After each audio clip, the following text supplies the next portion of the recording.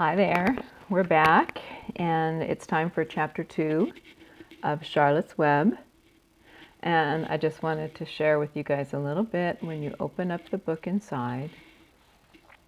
Of course, it's backwards for you, but you'll see that it belonged to Brooke Rose Powers. And inside it says Sherman Oaks Center for Enriched Studies and Homeroom 402, Mr. Gershon. So Samantha, you might relate to that a little bit. Okay, if you set out to watch this video. So we are beginning today with chapter 2 called Wilbur. And if you'll recall, our heroine, Fern, in this book, lives on a farm, and she rescued a little runt pig. And now we're going to find out more about a little pig, which in the last chapter she named Wilbur.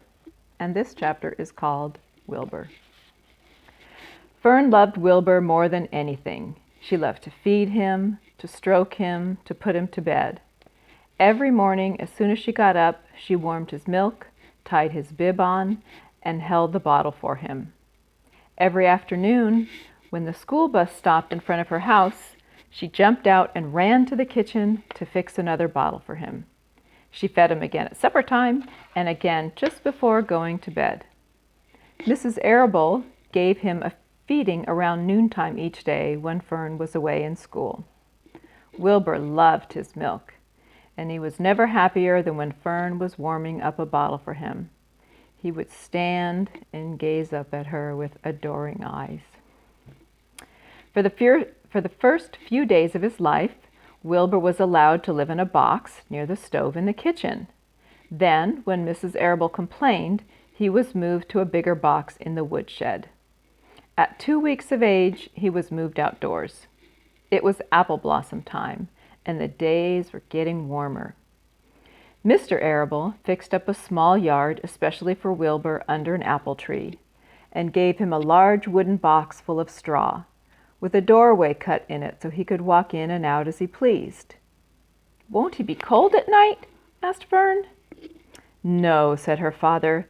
"You watch and see what he does." Carrying a bottle of milk, Fern sat down under the apple tree inside the yard. Here, I'm going to show you the little picture. It's so cute.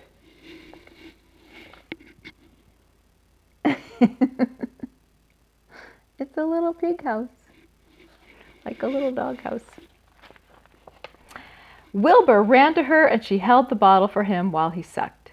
When he finished the last drop, he grunted and walked sleepily into his box. Fern peered through the door. Wilbur was poking the straw with his snout. In a short time, he had dug a tunnel in the straw. He crawled into the tunnel and disappeared from sight, completely covered with straw. Fern was enchanted. It relieved her mind to know that her baby would sleep covered up and stay warm. Every morning after breakfast, Wilbur walked out to the road with Fern and waited with her till the bus came. She would wave goodbye to him, and he would stand and watch the bus until it vanished around a turn. While Fern was in school, Wilbur was shut up inside his yard. But as soon as she got home in the afternoon, she would take him out and he would follow her around the place. If she went into the house, Wilbur went too. If she went upstairs, Wilbur would wait at the bottom until she came down again. If she took her doll for a walk in the doll carriage, I got lost. Wilbur followed along. I'm so excited to read this book, I can't even tell you. I hope you guys enjoy it. I'm loving it. I'm going to cry.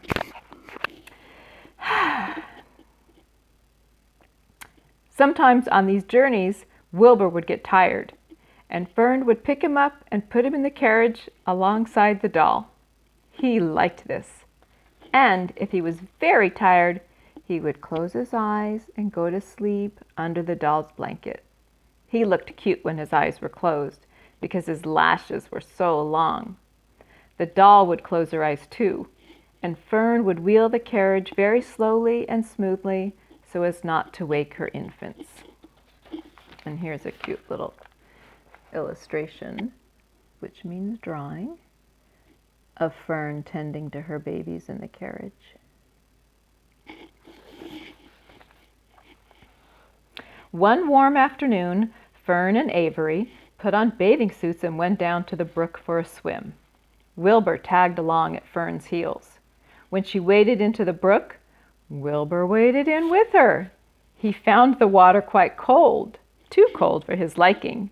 So while the children swam and played and splashed water at each other, Wilbur amused himself in the mud along the edge of the brook, where it was warm and moist and delightfully sticky and oozy.